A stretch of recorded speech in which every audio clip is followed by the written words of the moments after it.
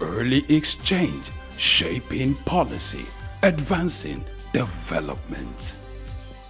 And now to our second big story, which has to do with the hospitality industry in Africa. Today is all about Africa. Yes, that's our continent. We are proud to be Africans, and it's important we talk about our continent. Our guest today is someone who has over 15 years experience. He's an expert when it comes to hospitality. But if you look at the hospitality industry in Africa, it's estimated to worth about $50 billion.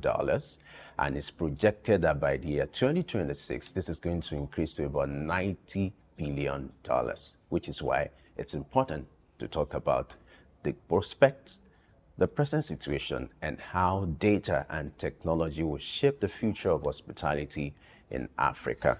Joining us for this conversation, we have Sunday Omogoye, who is the founder and the lead consultant at Starfield Hospitality Consulting. Is right here with us in the studio. This is first time. Sunday, glad you have joined us on LXT. Thank you so much. I'm glad to be here. Your first time on the show? Yeah, my first time on the show. Great. I feel like giving you a round of applause. Thank you so much. All right, glad to have you join us. Yeah. I've been going through your profile. You've been doing this for over 15 years. Interesting. So it means you're the right man for this conversation. So from your experience, let's start this conversation by doing an assessment of the growth of hospitality industry in Africa. Earlier we talked about somehow it's challenging to even bring a data to drive this kind of narrative, to be able to do a track of the level of development or growth in Africa. But from your experience, if you were to do your personal estimation and from your observation, the growth of hospitality in Africa, where is Africa when it comes to hospitality globally? Thank you very much. When you talk of African hospitality in a larger scale compared to other continents of the world, Africa is not there yet where we want it to be. But I can also tell you that people are discovering Africa every day. When you watch some viral social media content online, you realize that people know our music, they know our food, but they don't even know where we are in the country or on the map. When you ask them most of the time, do you know Rema? They will say, yeah. Which country is it from? They don't know.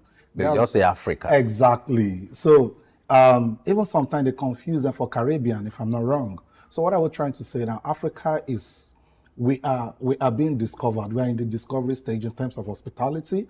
And how do you know this? You can see the foreign branded hotels, they are coming into Nigeria, coming into Africa. They are, at least we have some quality top 5 stars currently in Africa, and they are operating. They are expanding gradually. That's to tell you that they are also discovering that there is markets in Africa. But when you look at the data-wise, Africans are not too huge on data. Even when they make progress, they don't talk much about their progress. So there's no data to really sell the progress they've made. All thanks to the few countries that are doing well. When you check the top 5 countries doing well in Africa, hospitality, you see people like South Africa, Seychelles, Egypt, and Mauritius, if you can add it. These countries, they have good data. You might want to include Kenya as well. They are doing very well with their safaris and all that. In terms of hospitality, these guys have data, and they can tell you that we have, in 2023, we had 10,000 visitors, we had 5,000 new hotels, we have 10,000 new hotels. In Nigeria, for instance, we can easily estimate how many hotels we have, but we hardly estimate how many foreigners or how many visitors we had over the past few years. All we have is rough estimates. You understand? So when it comes to data-driven analysis, we are not there yet in Africa. We are growing, we can do better, but we are not there yet. That's a fact. All right, somehow, when you talk about, I'm always jealous about it or passionate about it. When you talk about our continent, Africa, it bothers me when it seems to me that the narrative is usually opposite or negative. So let's talk about the potential, looking at the hospitality industry in Africa in terms of potential resources. Africa is blessed. Very well. So give us an idea of how Africa is becoming the sought after when it comes to potential for tourism, for hotel business and all that. giving a picture of what is playing out globally and how Africa has been repositioned to be the trust of that hospitality industry. So in terms of potential, in terms of resources, how is Africa blessed and what can be done to tap more of those resources? So I would like to say, first of all, Africa is blessed with natural resources that you can't find anywhere in our part of the world. Our resources are unique to our product, to what we sell, to what we do. Part of our resources is our lifestyle that we offer. Example, our Afrobeats. You understand? As huge as Afrobeat is something that by now should be a festival annually.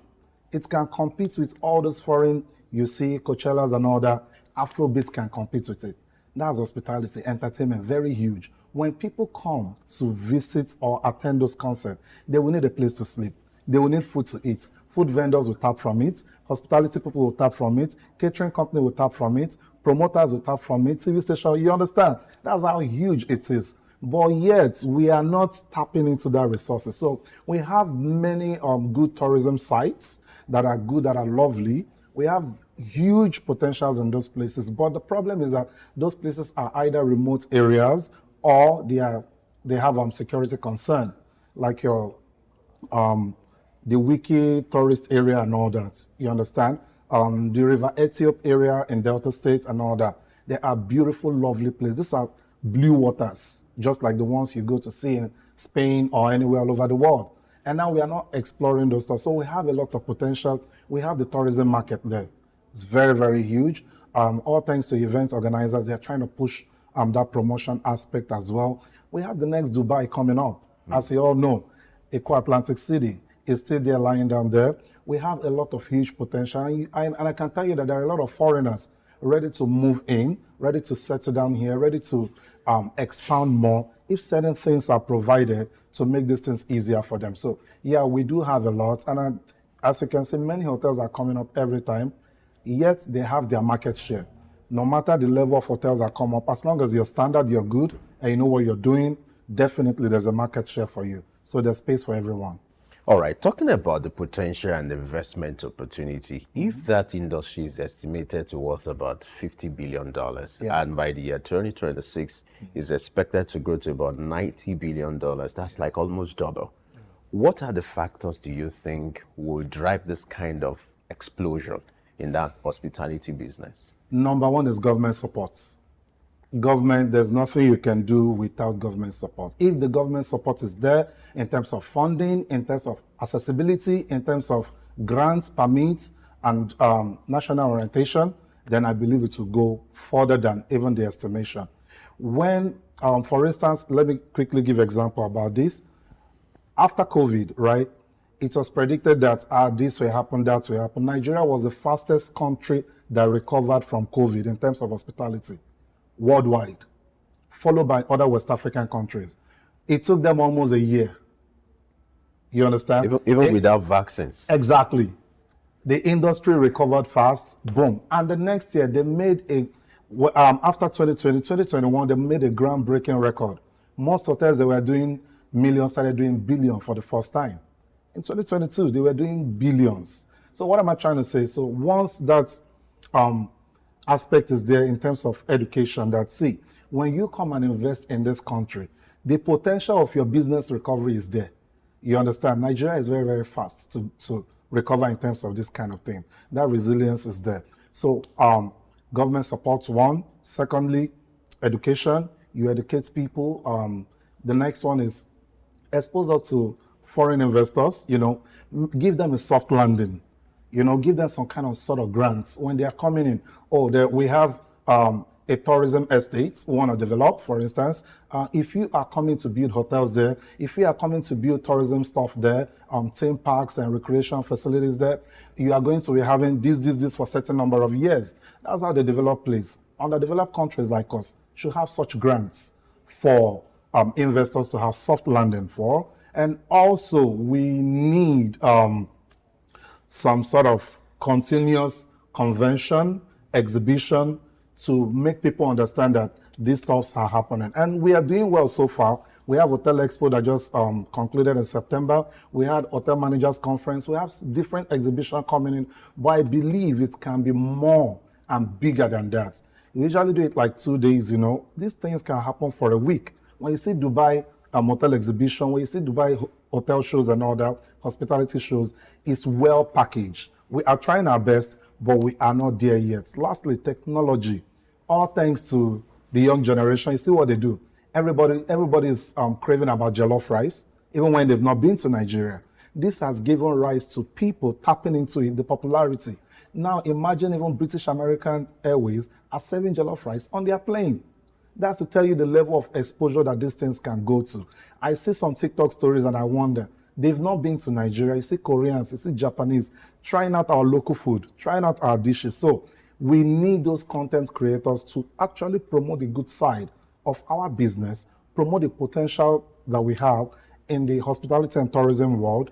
We need the internet space to buzz, to make noise. If you don't make noise about the good stuff you have, it's only the bad side. They'll be hearing about it. It's as simple as that. So yeah, we need social media to drive it. Always social media to drive it and push it out. Technology, let me come back to that. Technology is huge. I want to separate it from social media now. Technology, we are talking about the guest experience, you know. Most of the time, the people want to build a space and they'll say, I want it to be a kind of guest experiential places. But when they price these things, because of the high rates or low Naira devaluation, they'll change their mind often. So when people now come into the country, they are expecting to see the same thing they've seen in Thailand, the same thing they've seen in, you know, and when they come here, they couldn't find it, they feel disappointed. So yeah, technology can change a lot. Surveillance system, guest experience, you know, checking in, checking out, contactless checking in, you know, you just want to check in without seeing anybody. All these are new innovations that are happening all over the world. We are yet to get there. So that's another way.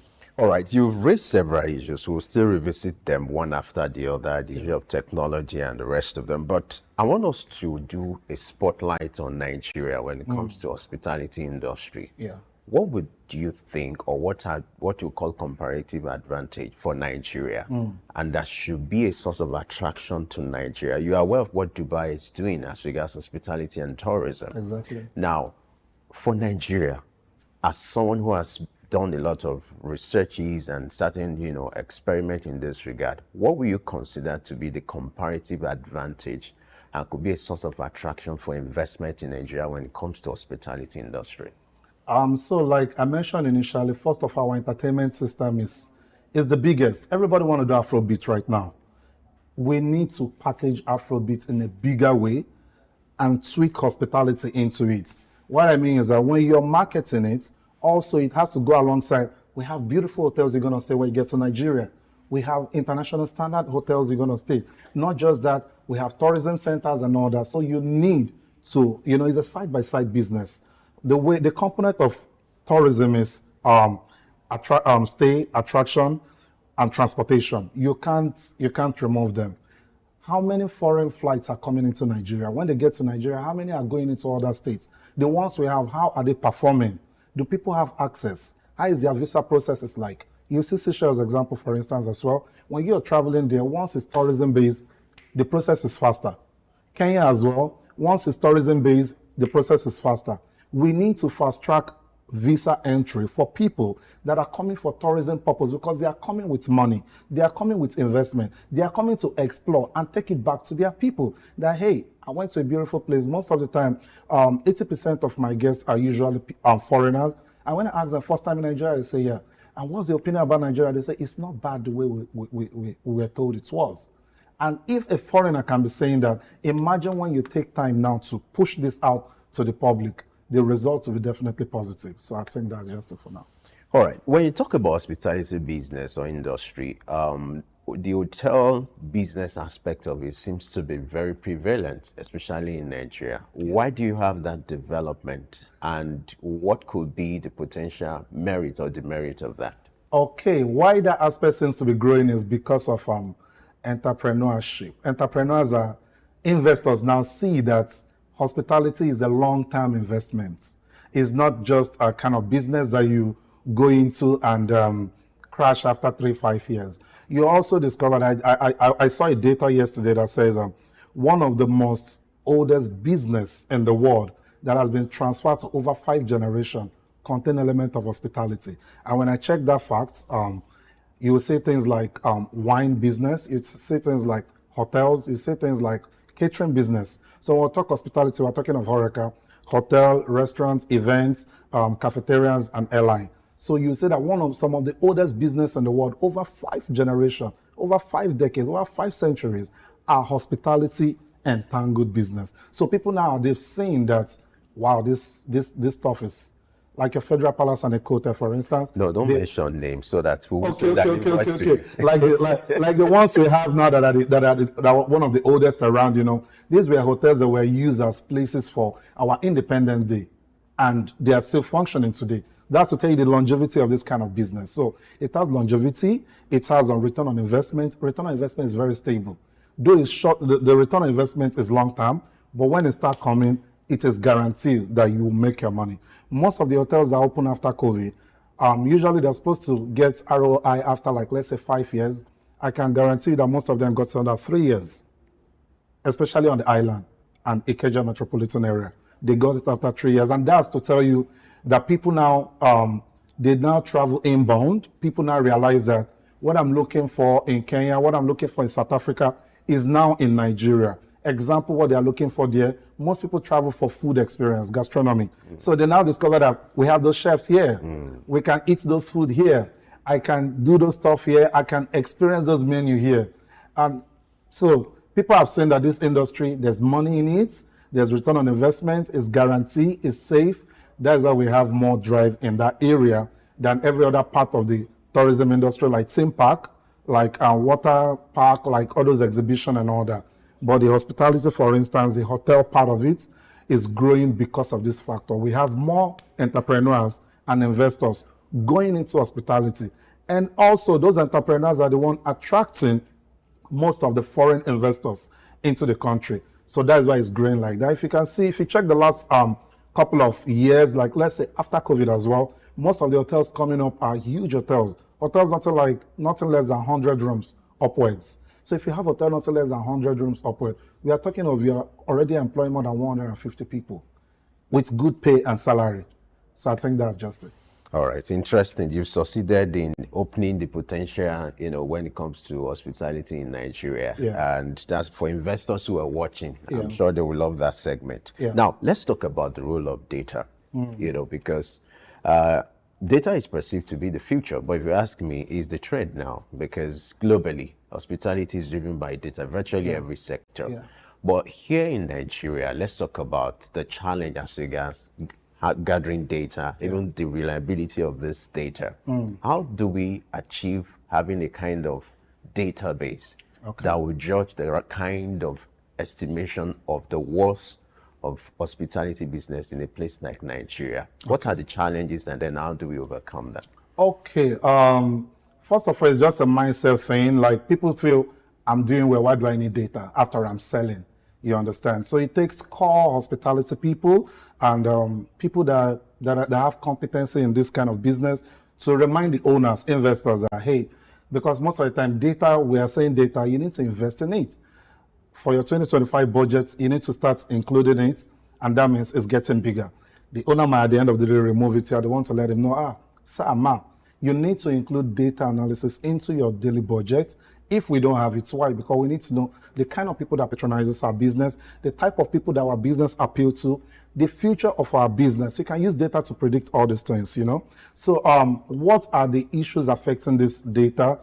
First of all, funds. Second, owner's philosophy. Number 3, professionals on the field. Not all practitioners of hospitality are professionals, you understand? They don't see the value or the need for data. So when you have this kind of problem, it is very, very difficult to have or generate data. But luckily for us, most people are now coming up with it. The top 10 hotels in this country, they are driven by data. I can tell you for free. And some of the data they use are guest satisfaction-based data. They use most of these digital surveillance tools, feedback forms, and all that. They use it to generate data, to know the number of people. They also use PMS, that's property management system, where we used to check in and check out people. By there, they can tell you, oh, this month we had 200 new visitors coming into our property. Last month we had, then they can start stepping up. Sometimes when they get feedback from this thing, they use it to formulate their future plans and make adjustment. Example, oh, I love your property. It's a family-based property, but the only problem is that my children they like virtual games. You don't have virtual games.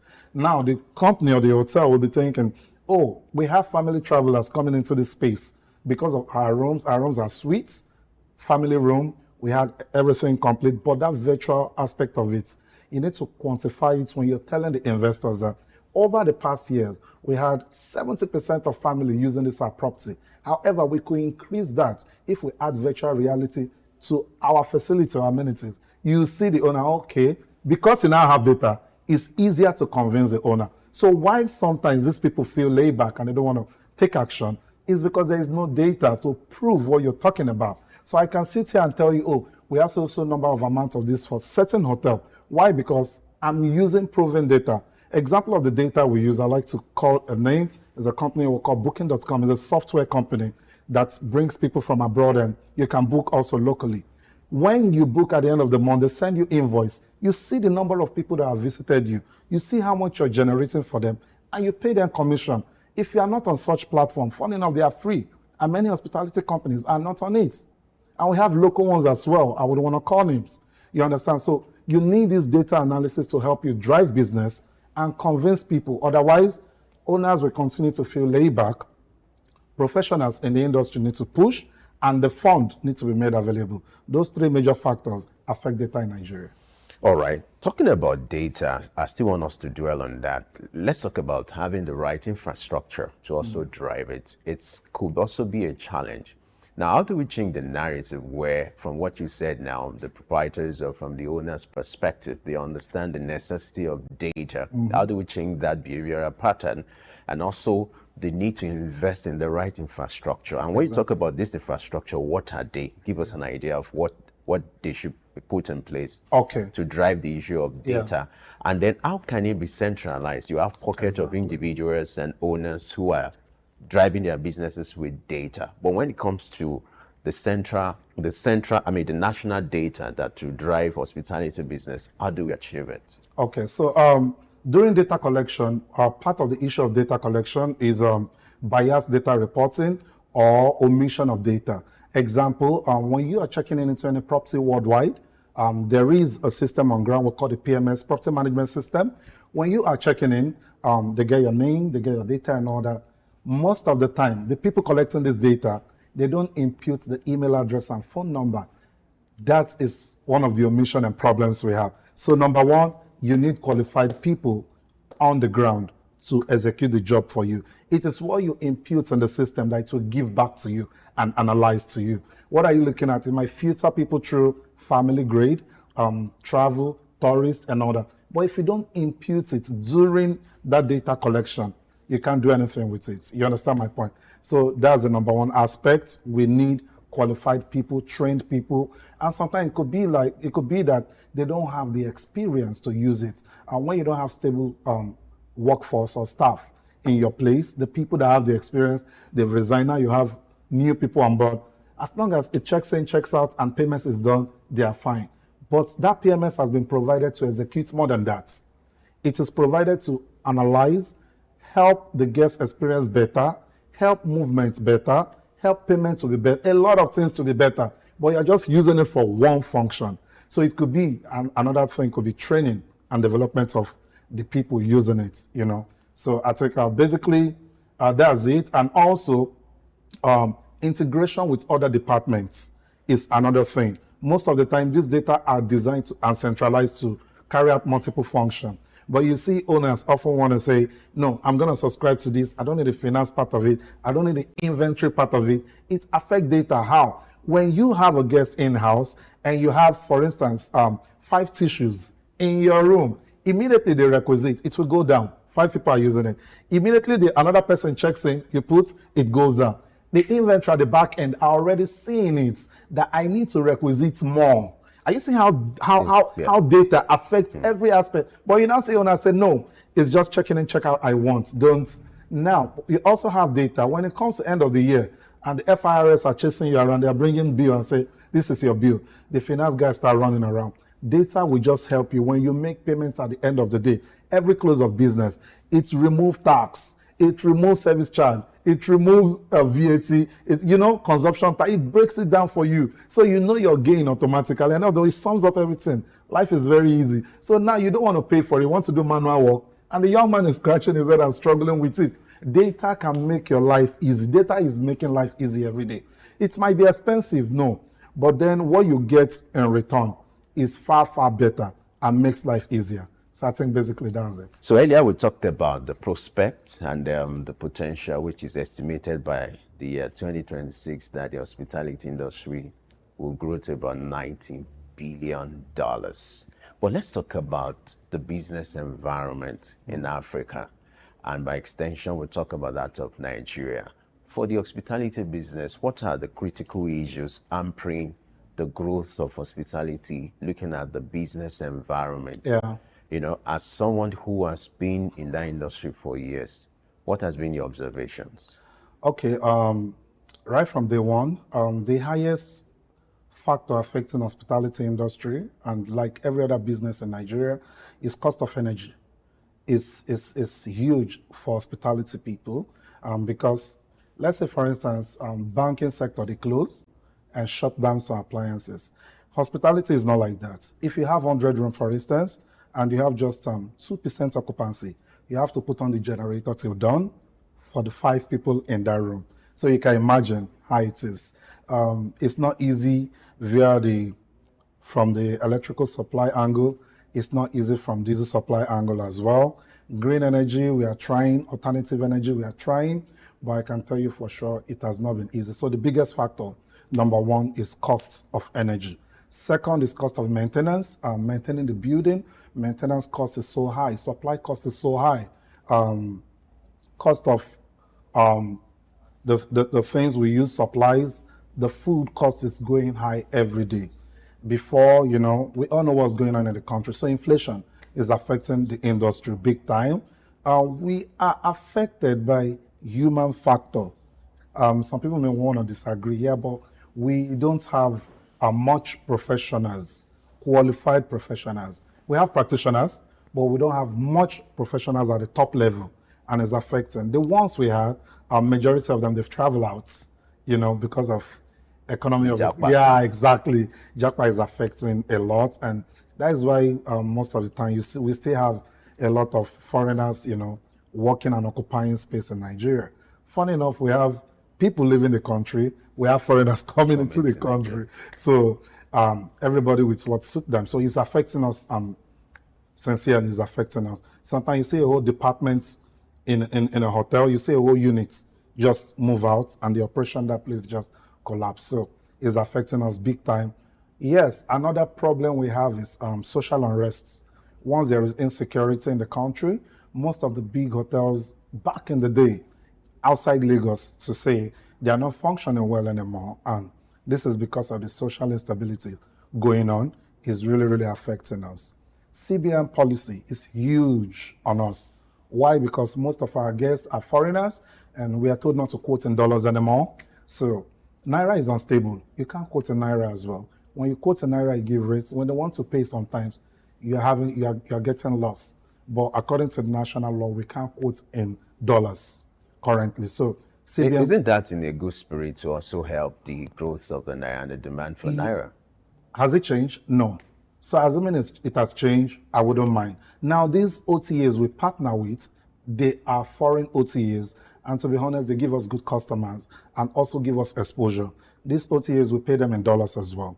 Most of our PMS, all thanks to the local ones coming up now, most of our PMS, the renewal agreement rates, they're in dollars as well. They're in foreign currency. Now people are changing and using locally based. Why the foreign ones that are smart, they've started accepting Naira as well. As long as it works, I am fine with whatever work. But I mean, it has affected a lot. That is just the truth. So this stuff I've highlighted so far, they are affecting the industries and sometimes some local laws as well that are, not so friendly with the industry affect us. You just wake up one morning and see new policy. You're still struggling to pay outstanding bills for some of them. Instead of making it easier for industries to have soft landing, and especially in this kind of economy, we need, like Thailand, for instance, they enjoy that a lot. In Kenya as well, they enjoy that a lot. But in Nigeria, that's not the case. West African countries, our economy is not friendly to hospitality business owners. But we need to look into that and what are your challenges? Because these people, they employ a huge chunk of the population. And not just a huge chunk of they employ the middle scale, the unskilled labor as well, the semi-skilled labor as well. They employ a huge chunk of them and bring them into the industry. By the time these people pass through the system, they are refined. They get some kind of knowledge and understanding, how to live, how to behave, how to eat, how to communicate, how to use system. Most of them, let's say for instance, they are O-level owner. By the time they leave the company, most after 10 years, they can use computer very, very well. They know what a key card is. They are smart already. They know what social media vibes is all about. They are aware. Why? Because of knowledge transfer, skill transfer, interaction with foreigners, interaction with foreign people and all that.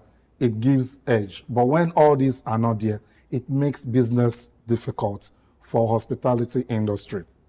Power, professionals, cost of material, CBN policy, they all affect hospitality industry. Let me do a follow-up on one of the points you raised earlier, which has to do with the influx of practitioners as against professionals. What is, apart from the issue of Japa or whatever, that's the situation where you have more of investors rather than professionals who have the expertise to drive the industry. What's leading to that? Is it that people are seeing it as a form of investment rather than a profession? And how has that placed the hospitality industry? I think that's more of personal stuff.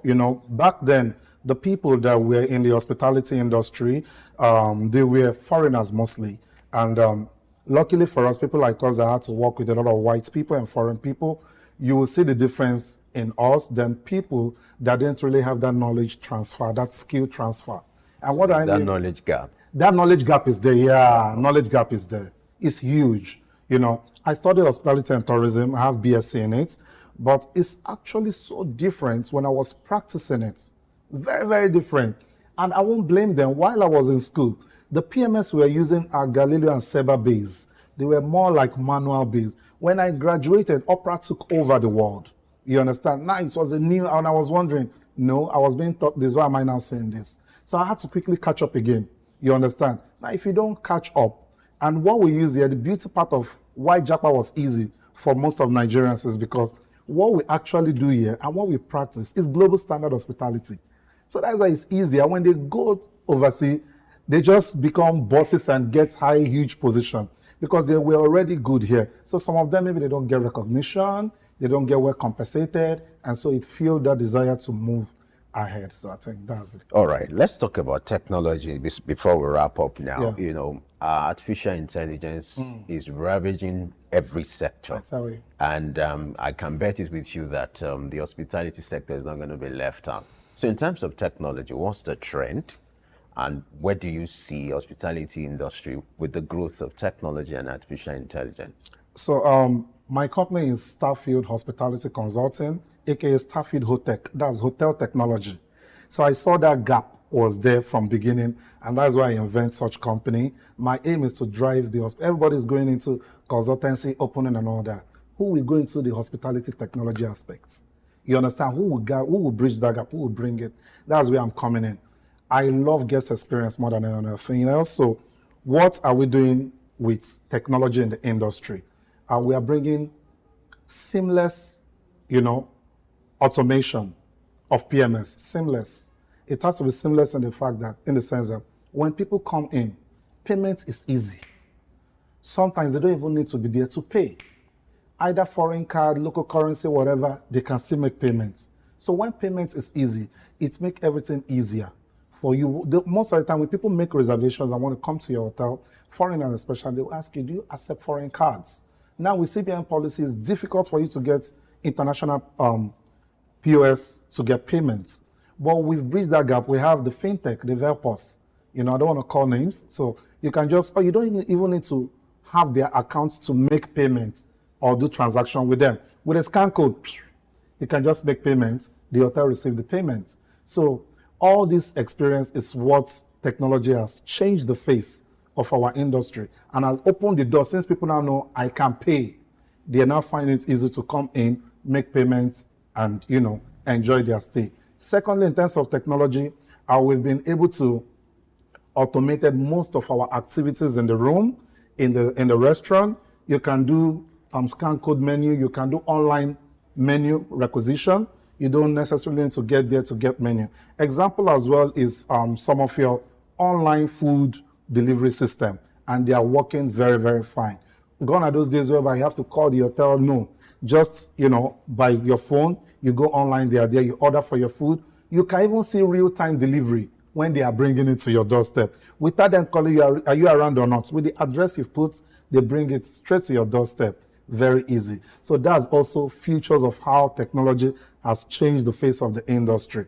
Back in the day, all these were struggles.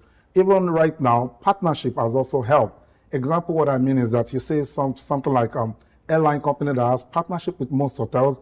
If you use their airline regularly, you can also use the hotels they partner with as well. So it's make life easier from the airport direct to these hotels. So those partnership has really, really improved technology. And how do they reconcile the payments or the benefits at the end of the day? Is through technology. That's how it was easier. So collaboration has made it easier. Part of the technology advantage is also guest experience. What does guest experience really mean? Their interaction with their rooms. How is their bed like? Before they check in, they are ready. They have options to see what the room look like. They can do virtual tour of what the room look like. They can see the centimeter of the room. They can see the TV. They can interact with the television. As they are checking in, you see your name. Sunday Omogoye Samson, you're welcome to so hotel. Those are guest experience. Technology has made it easier. Now what hotels are not doing with the smartphone stuff is that we usually give Wi-Fi passcode. We don't do that anymore. It just, and you have Wi-Fi access. Experience the use to make it easier, to make it friendly, to make it seamless. That's what technology has done in this industry. And now when people check in, they can watch foreign movie, Netflix, whatever they want. Internet television has also boosted experience in a huge way. Automated food simulation is the one that is trending now, not much in Nigeria, but I know in a matter of time it will be here. You can virtually make your food, you automate it, and it will be reading real time. Once you place order for it, they will be preparing it, you'll be seeing it on your table while you're waiting. Immediately they are through. Once the countdown expires, your food arrives. So all those are technology experience that have made user-friendly and make guest experience to improve in our industry. And many more, but so far so good. This field that I've mentioned have really redefined hospitality in Nigeria and Africa at large. All right, well said there. Technology is everything. It's going to be now and it's going to be the future, just like you said. I wish we could go on and on and on, but at this junction, we just have to call it a conversation. Sunday Omogoye is the founder and lead consultant at Starfield Hospitality Consulting. Yeah. Thank you so much for finding time to be part of this conversation. And indeed, you've made my day. Thank you so much. In preparation for the weekend. Thank you so much. Thank you so much. All right, this is where we call it a wrap. This is our frame for today. And for this week, we started on Monday looking at several topics. For those of you who missed the previous conversations and the one we had earlier today, you can go to all our social media platforms, our YouTube page, to do a catch-up. Just search for at Souk News TV.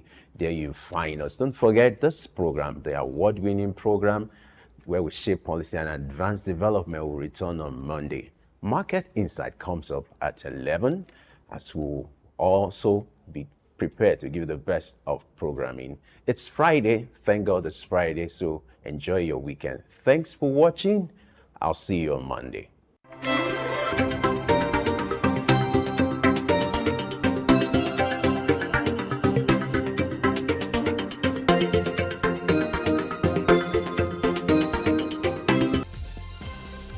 Early exchange, shaping policy, advancing development.